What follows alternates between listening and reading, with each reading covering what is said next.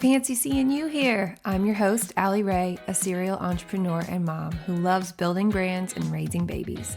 This is a podcast about being on brand and in season in every facet of your life. Each week, we dive into topics around business and brand development while sprinkling some hard-earned life lessons in there too. So if you love a good brand and a good breakdown, buckle up and come along with me as I sort of seamlessly switch between major life roles in an attempt to fulfill all the life dreams of a Type A Enneagram 3 millennial small business owner who wants to help other entrepreneurs and raise good humans. This is the Ali Rae Haney Show.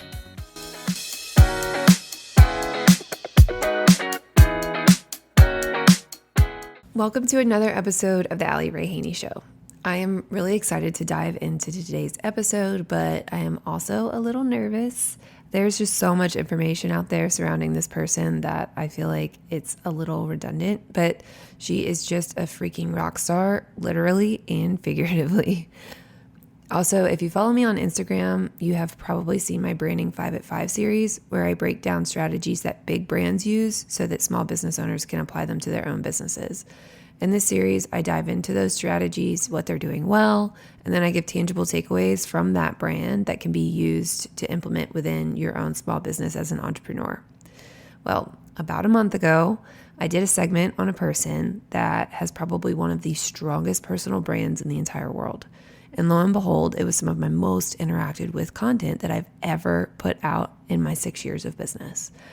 Sadly, I don't believe it really had anything to do with me. It had everything to do with this powerhouse of a woman. And that woman is Taylor Allison Swift. First, let's take a moment to just take in the fact that Taylor Swift became a billionaire in 2023. Yes, billionaire with a B. She is incredibly talented at what she does, and now it is reflected in the income she brings in. We'll start with a few stats from her Eras tour, and now that tour is just on a break because she just released new 2024 dates to keep the Eras tour going. On average, each show of the Eras tour brought in around $93 million. And mind you, some cities had 3 to 4 shows from her in just 1 week. So that could have brought in close to $4 million for a single city. So far, the tour has stimulated the economy by around $5.7 billion. That figure is comprised of the ticket sales, of hotel accommodations when people come in from out of town to see her perform. That's the food that people purchase while they're there, and even the attire that people purchase specifically to attend the Eras Tour concert. As Time puts it, and this was before she was even named their Person of the Year, which is another accolade that Taylor collected in 2023. If Taylor Swift were an economy, she would be bigger than 50 countries in the world. Let that sink in. 50 freaking countries. She is a powerhouse. So what makes Taylor Allison Swift larger than life? It is her personal brand. Have you guys seen the meme that says, were you a pleasure to have in class, or were you really the Type A oldest daughter with an undiagnosed anxiety disorder? Well, that's me. But the words in that statement I really like to focus on are pleasure and Type A. And one thing that brings me pleasure as a Type A woman is goal planning and achieving. Since 2017, I've been using this incredible goal planner called Power Sheets, made by a company called Cultivate What Matters. It's a completely comprehensive, standalone resource that walks you through the prep work to identify which areas of your life you want to focus on for the year. I use this goal planner for both my personal and professional goals, and my favorite part is that it walks you through how to break down those big goals into small, actionable steps to execute throughout the year. A few goals I've achieved by using this planner are sending annual birthday cards to my friends, creating a schedule to meal plan and purchase groceries, and going through an entire service offering pivot within my business. So if you're looking to become more goal-focused and task-minded, Power Sheets are a great tool to get you there. Head to the Cultivate What Matters website at cultivatewhatmatters.com and use code Ali Rae Haney for 10% off at checkout. All right, now back to the episode.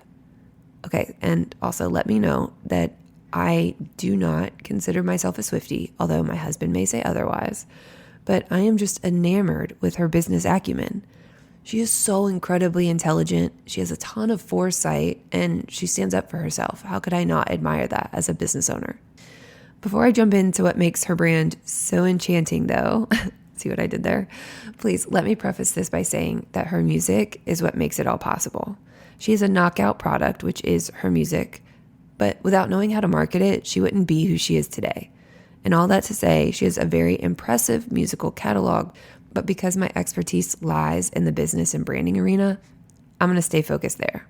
So without further ado, let's break down some strategies that Taylor uses to create an ironclad, world-renowned personal brand. So first, I want to touch on Taylor's use of community and connection.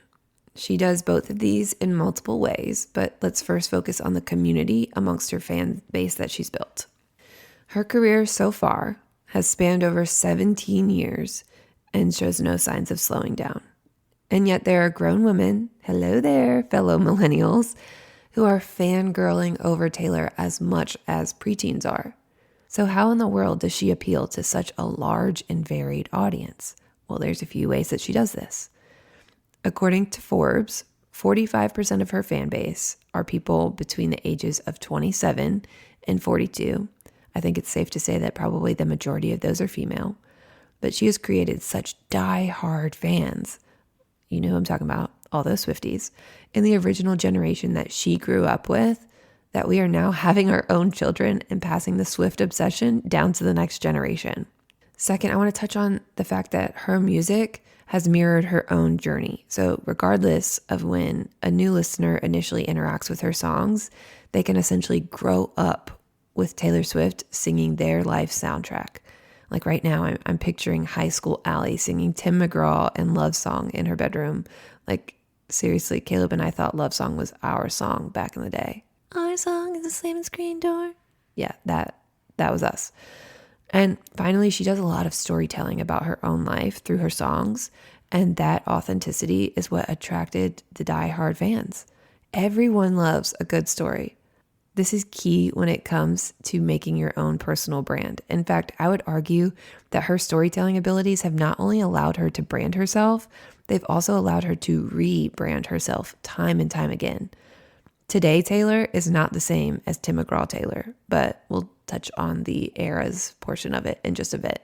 Okay, so we just went over some ways that she builds community between her fans, but now let's focus on some connection points. Taylor does Taylor Swift updates, where she updates her fans and followers with updates about her life and upcoming releases. She is the queen. She is known for the breadcrumbs or the hints that she leaves for her fans to determine her next move. Her impeccably well-planned social posts are a proof of her forethought in literally everything she does. She dangles the carrot lovingly in front of her fans to keep them chasing what she's going to release next. The second way she creates connection points is her relatable Instagram content on, not just on Instagram, but all social media. She's the girl next door that everyone can kind of see themselves in. I can't tell you how many pictures of her and Selena have been posted where I feel like I could just be a part of their friend group, even though I am totally not in their league. And finally, her fans are very easily able to identify themselves. They are the Swifties. We've already even talked about that. It's a common term now. These Swifties, they follow her every move. They look for those clues or breadcrumbs in each and every one of her social media posts. There's an element of community and belonging when two Swifties meet just out in life. And Taylor doesn't even have to be there for that community and that connection to be there. There are even like outward signals that represent that you're a Swiftie, like the friendship bracelet craze, which she brought back like a 90s trend. And I'm not even kidding when I say she increased the sale of beads, freaking beads at a craft store. Like her impact is so significant and impressive that she herself is basically a ripple effect. Okay, but now that we all feel a little bit more connected to Taylor, let's talk about Taylor's eras. This, for me, could not be more relatable. I'm like flashing back to my red hair era in college, and not to go too much out on a tangent, but it was a little rebellious when I left my hometown and started my first year of college. Within that 1 year, I pierced my nose. I got an industrial bar in my ear. I got my first tattoo, and the grand finale was I dyed my hair red. And I'm not talking about like beautiful Reba red. I'm talking like box dye red that pulled a lot of purple and looked trashy. The nose ring that was subtle, but the red hair, on the other hand, that was not subtle at all. So I'm glad that era has closed, but I digress. This era's idea is important when it comes to branding because it allows for growth within a brand. Fans now expect her to evolve as her life does. She's not tied to being the Speak Now era version of Taylor for her entire career. In fact, she has us all waiting for her Wife era album now that she's wearing Casey Red every weekend. And honestly, the impact their relationship has even had on the NFL could probably be a whole other case study, but we'll save the Travis Kelce talk for another time. Oh, and like I mentioned before, I do not consider myself a Swiftie, but I did just see that she posted a mysterious clock latte photo that people were losing their absolute minds over. And although I don't invest much time into following the crumbs that she so notoriously sprinkles across her social media, I would not hate another album drop soon. Anyway, this era for saying has been embraced throughout all of pop culture. You can't get on Instagram and mindlessly scroll without seeing someone proclaim what era of their life they're in. I'm in my soccer mom era. I'm in my villain era. And you know exactly what I'm talking about. Even at our daughter's gymnastics gym, there is now apparel that you can purchase that says, I'm in my gymnastics mom era. Like, it is everywhere. How deep this has permeated pop culture is just a testament to the magic that she can create. And not only the era saying, but also other common phrases she's now basically adopted as her own. I guarantee you can't say bad blood or shake it off or are you ready for it without singing her songs in your head the second after it comes out of your mouth. Like, even I just want to be like, shake it off, shake it off. She just has an impeccable knack for taking something ordinary. It could be a phrase, a breakup or heartache or a fight, and making millions from it. Incorporating this value almost of evolution from the start of her brand is that foresight that I mentioned earlier that just dazzles me. Like, allowing yourself the ability to change within yourself is absolutely freaking genius, and I wish I had done the same at the beginning of my business. Okay, this all sounds kind of vague, so let me give you some examples of what I mean about this value of evolution. Taylor takes major feuds like Kanye, Scooter Braun, all her ex-boyfriends except maybe Taylor Lautner, and even her feud with Spotify even, and turns them into income-generating opportunities. It may have seemed totally detrimental to her career back in 2014 for her to take all of her music off of the Spotify streaming platform. But one of the values that she so closely is tied to is her artistry. She was adamant that Spotify was not paying artists enough per stream, and she was right. It was less than 1/10 of a cent that was being paid per stream. On her grand scale, she was actually able to make, a decent amount of money because she was on her 5th or 6th album by that point. But for the beginning artists, that wasn't the case. She made a very firm stance that music is art is valuable, and therefore her music or anyone's music should not be free. And not only did she take that stance, but she withheld her music from Spotify for 3 years before returning to the platform. So what could have been a detriment to her career instead led her fans to rally behind her even more, agreeing with her that music shouldn't be free. So they started purchasing vinyls and CDs of her music, despite being in a world where those mediums were becoming increasingly inaccessible. And now she's one of the highest grossing artists of vinyl and CD sales. Then, to thank her fans for rallying behind her despite her controversial decision, she ended up bringing her music back to Spotify and making money from there as well. Her ability to just reinvent herself time and time again just baffles and astounds me. She takes every major feud she's ever been a part of and makes money off of them.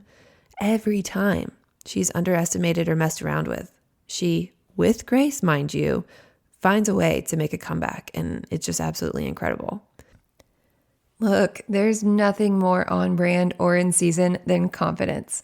Whether you're an entrepreneur or a mom, in a time of imposter syndrome and constant comparison, we could all use a little bit more confidence. And that's what Created Colorful gave me.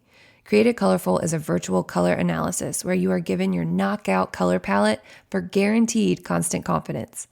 Imagine going into a store and knowing exactly what to pick out to make you look your best at all times. That's what Created Colorful gave me after a bout with postpartum depression, as well as an isolating entrepreneurial endeavor. So if you would like a quick confidence boost, use code Ali Rae for $15 off your Created Colorful virtual color analysis. You can book that analysis at createdcolorful.com/virtual color analysis. Use code Ali Rae, that's ALIRAE, at checkout for $15 off your consult and be one step closer to the confidence you crave. Finally, I absolutely have to touch on the freaking genius re-release of her previous albums. Of course, this came from a deep place of hurt and betrayal, but oh my goodness, if she's not the queen of taking a terrible situation and spinning it to make some money, I don't know who is. Everyone listening to this probably already knows some of the backstory of her remaking her albums, but a quick explanation behind the Taylor's version of her albums is that her previous label was purchased by someone, and with that purchase, the master rights to her music were also resold. Taylor was not able to purchase those master rights like she had originally wanted to, but she didn't want to lose her musical legacy, rightfully so. There's a lot more drama amidst all of that, but that's the condensed version. So instead of fighting it, she re-recorded her first 6 albums that were all under that previous label, plus added tracks from The Vault. The Vault is yet another way that she makes her fans feel special. She releases songs that were written at the time of the original album release, but they weren't included in the first version of the album. But this whole idea of Taylor's version, if it's not the most genius way of repurposing content I have ever seen, like she literally did the same work twice and gave it new life by adding Taylor's version in parentheses to the end of it. And not only did she add this onto the album names, but she also added it to every single one of her individual track titles. So if you ever Googled Taylor's version, you're met with the tracks that she makes the most money off of. And get this, she's also still receiving a royalty from those that don't have Taylor's version attached to the end of it. It's just genius, like pure genius. Okay, I want to make a final point about Taylor Swift before we jump into our tangible takeaways. All of these different strategies she has used to create her brand. And remember, a brand is how someone feels about your business. But she also is a marketing queen. Let me give you an example. So her most recent album, Midnights, she did her ceremonious dropping of breadcrumbs to tell people all about the album, when it was going to be released and the theme behind it, etc. But then this is where it gets good. She then released the collector's editions of the Midnights vinyls. But wait, there's more. There are 4 different collector's vinyls. Each of those 4 has 3 numbers from the face of a clock. If you collect all 4, you can bring them together to create a clock out of the vinyls. Take a second and wrap your mind around that. She just sold 4 copies of a vinyl, which is an out-of-date and largely inaccessible medium. She sold 1 album to 1 person 4 times, and that does not include any of the streams that same person will inevitably be listening to, because they can't actually play the vinyls since they're bound to be displayed proudly on their wall as decor. This woman is a marketing genius, and I envy and admire that so much. Okay, let me ask you guys a question. Do you guys still believe that I'm not a Swiftie? Because at this point, I don't even know if I believe that I'm not a Swiftie. But without further ado, I want to dive into some tangible takeaways from this monumental personal brand of the one and only Taylor Allison Swift for you to apply to your small business. Okay, tangible takeaway number 1. This seems kind of obvious, but I'm going to give you some ways that you can do this as well. I want you to build relationships with your customers and your clients. Of course, Taylor is not going to be meeting each of her 275 million Instagram followers individually, but she has still facilitated this feeling of belonging. She still engages with her fans in a personal way. And a couple ways that you can do this on a small business scale are sending a thank you card to anyone who purchases a product or service from you. And this doesn't even have to be handwritten to be special. It can be as simple as a pre-printed postcard that goes into every box while you're packing their purchase. Another way that you could facilitate community is by creating a Facebook group for your clients or customers. They can start to get to know one another, and typically this type of interaction is a great step towards an affiliate program which helps you with marketing and increases your top line revenue.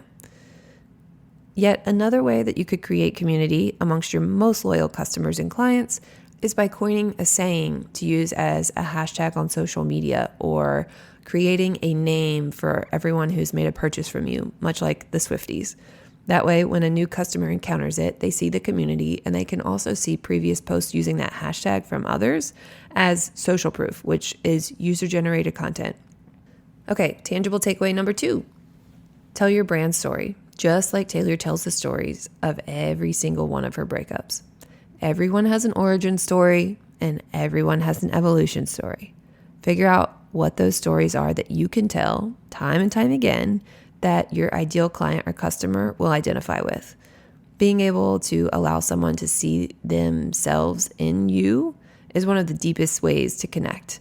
A book that I'll add to the show notes that I believe every business owner should read is Building a Story Brand by Donald Miller.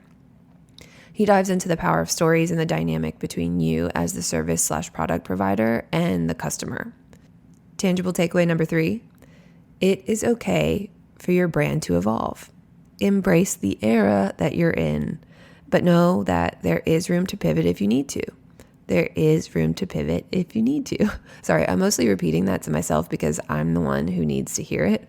And I would even argue that if you don't evolve or pivot, that is when your business is most likely to perish. So often we get caught up in failure versus success instead of reframing a failure as an experiment. It's okay to try something and not like it. It's okay to outgrow a service offering. It's okay to reinvent literally everything about your brand because you are the one that makes your rules. Use Taylor as an example. Every time Taylor was told she couldn't do something, she did it. She proved him wrong. The music industry, the haters, Kanye, whoever it was, she proved them wrong. So let go of that fear of change and evolve. 4th tangible takeaway, repurpose your top performing content. Take a moment and look back and see what your audience responded to the most and write a blog post about it. Or, like I'm doing, make a podcast episode on it. Look, I'm actually taking my own advice for once. I feel like this needs to be written down somewhere. But in all seriousness, you can break that top performing piece of content into multiple pieces of other content on Instagram, in a blog, in an email marketing blast, in Pinterest content, whatever it is, just take what worked and dive deeper into it. You could also consider releasing something from your vault. Maybe you had a past idea that you thought was great, but you just weren't in the right spot to execute it at the time. But because you're evolving, right? Maybe now is the right time. 5th tangible takeaway. We can learn a lot from her, as you can see. On this same note, we want to work smarter, not harder. Taylor sold the same fan, the same album, at least 5 times. You can create recurring income, and dare I say passive income, to increase your revenue without increasing your workload. But let me caveat that though. In order to sell that passive income resource or product or piece, whatever it is, you have to be prepared to market the hell out of them, because otherwise it's a waste of time, and I am saying that from personal experience. 6th and final tangible takeaway is something that I would like to mention. I didn't specifically touch on individual values that Taylor has, but I did touch on her evolution, and I did touch on her commitment to her artistry and her music. Let me back up for a second and just say that I've performed quite a few case studies on big businesses. And in those case studies, every single one that I've performed, it almost always comes back to how the most successful big brands stay true to the values that they carefully laid out at the beginning of the business. So while this was not a specific point that I made during this Taylor Swift case study, it is something I want to mention. Define your values and allow those values to be your guide as you make the big evolutionary decisions for your business. Finally, I want to leave you with this uplifting sentiment. There were many times that Taylor could have given up. After Kanye grabbed her mic, after she lost the master rights to her first 6 albums, after any breakup that she was shamed for. But she didn't. In fact, not only did she persevere, she reinvented and came out on top. literally the top of the world in so many ways. She's now a billionaire. She is living her best life in Kansas City. She is starting the second leg of her worldwide Eras tour, where she performs 3 to 4 hours every single night, a collection of the last 17 years of her musical legacy. I want you to let that be an inspiration to you. So with that, I want you to shed your fear. I want you to quit waiting on the perfect moment, and don't be afraid to evolve from your Tim McGraw era and grow your small business with the spark that Taylor has. Thanks for tuning into today's episode of the Ali Rae Haney Show. I hope you enjoyed it, and I'll catch you next week. As my son would say, did it! You just completed another episode of the Ali Rae Haney Show. If you found this helpful, please rate, review, and subscribe to help others find this show and so you never miss an episode. Take a look at the show notes for all the resources mentioned in today's episode. Let's continue the conversation over in my private Facebook group, the Ali Rae Haney Show Insiders. See you next Wednesday, and as always, I'm here cheering you on as you build your dream brand and business.